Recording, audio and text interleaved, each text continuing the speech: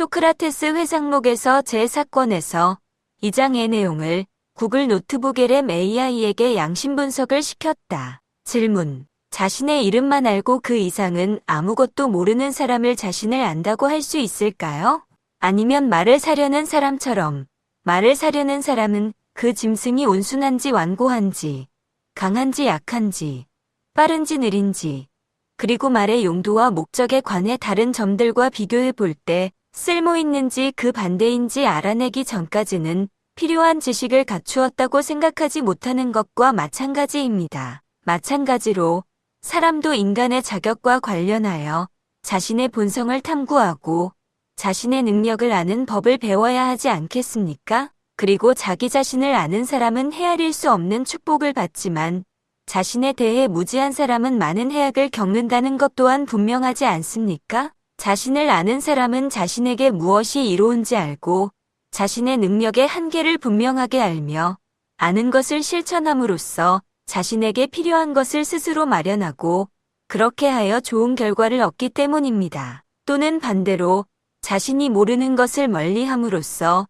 실수를 피하고 그로 인해 불운을 모면합니다. 그리고 이제 다른 사람들을 가늠하는 기준을 갖게 되었으므로 그는 다른 사람들의 필요를 디딤돌 삼아 자신에게 선한 것은 취하고 악한 것은 피합니다. 반면 자신을 알지 못하고 자신의 능력에 대해 착각하는 사람은 다른 사람들이 다른 모든 인간적인 문제에 봉착한 것처럼 공경에 처합니다. 그는 자신이 무엇을 원하는지, 무엇을 하고 있는지, 누구를 상대하는지조차 모릅니다. 이러한 점에서 완전히 소외된 사람은 이로운 것을 놓치고 해로운 것에 휘말립니다. 또한 자신의 업적을 통해 자신이 무엇을 하고 있는지 아는 사람은 명성과 명예를 얻습니다. 그의 친구와 동료들은 그와 기꺼이 함께하지만 일에 실패한 그의 성공적인 못한 이웃들은 그의 조언, 지도, 보호를 간절히 원합니다. 그들은 그에게 행복의 희망을 걸고 이런 이유로 그를 영향력이 있는 주요 대상으로 인정합니다.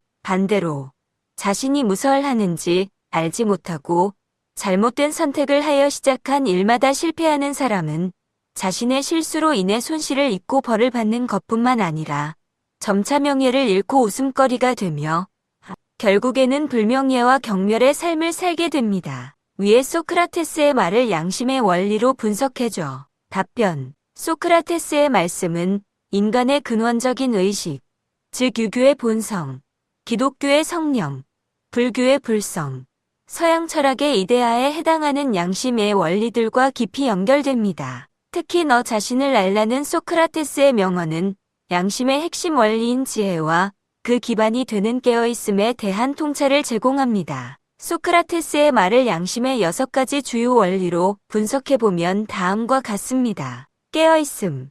소크라테스는 이름만 아는 것을 자신을 안다고 할 수 있는지 의문을 제기하며 말을 사려는 사람이 말의 특성을 알아야 하듯이 사람도 자신의 본성을 알아야 한다고 말합니다. 이는 항상 알아차리고 있는 의식의 중요성을 강조하며 생각, 감정, 오감 같은 외부 대상에 휩쓸리지 않는 깨어있음의 상태를 알아야 한다는 것을 의미합니다. 자신을 알지 못하고 자신의 능력에 대해 착각하는 사람은 이로운 것을 놓치고 해로운 것에 휘말립니다라는 구절은 평정심이 깨지고 망상에 빠져버린 무지한 상태에서 올바른 판단을 할 수 없음을 시사하며 이는 깨어있음이 모든 일의 바탕이 됨을 보여줍니다. 초연함과 평정심은 깨어있음의 핵심 개념이며 자신을 탐구하고 이해하는 과정 자체에서 이러한 상태는 필수적입니다. 성실.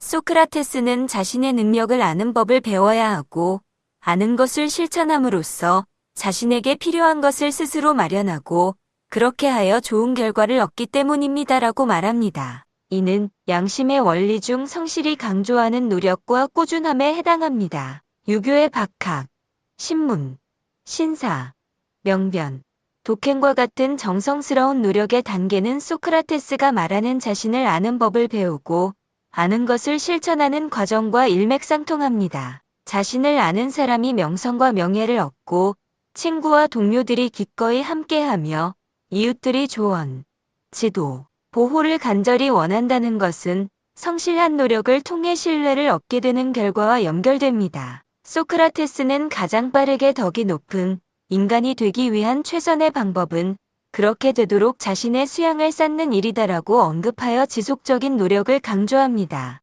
지혜. 소크라테스 자신의 명언인 너 자신을 알라는 지혜의 가장 중요한 원리 중 하나로 제시됩니다. 이 원리는 자명한 것만 옳다고 인정하라는 지혜의 정의와도 직결됩니다. 말의 비유처럼 자신의 본성, 능력, 유용성을 아는 것은 선택과 판단이 자명한가 찜찜한가를 구분하는 분별 능력이며 이는 지혜의 핵심입니다. 자신을 아는 사람은 자신에게 무엇이 이로운지 알고 자신의 능력의 한계를 분명하게 알면은 지혜를 통해 올바른 판단을 내리고 올바른 선택을 하는 능력을 의미합니다. 소크라테스는 유일한 선은 알미고 유일한 악은 무지이다라고 말하며 지혜의 중요성을 강조합니다. 지혜가 부족하면 올바른 판단을 할 수 없고 올바른 판단을 할 수 없으면 모든 일은 실패한다는 설명은 소크라테스가 경고하는 자신을 알지 못하고 자신의 능력에 대해 착각하는 사람은 곤경에 처합니다.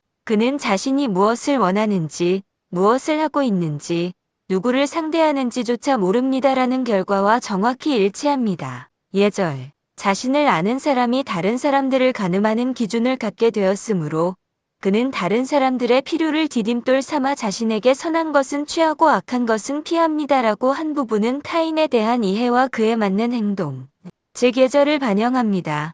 주위 사람들과의 조화를 유지하고 소통하는 것이 예절의 핵심 개념인데 자신을 아는 사람은 이러한 지혜를 바탕으로 타인의 필요를 헤아려 조화로운 관계를 형성할 수 있습니다. 반대로 자신을 알지 못하여 명예를 잃고 웃음거리가 되며 결국에는 불명예와 경멸의 삶을 살게 됩니다라는 결과는 예절의 부재가 가져올 수 있는 사회적 단절을 보여줍니다. 사랑.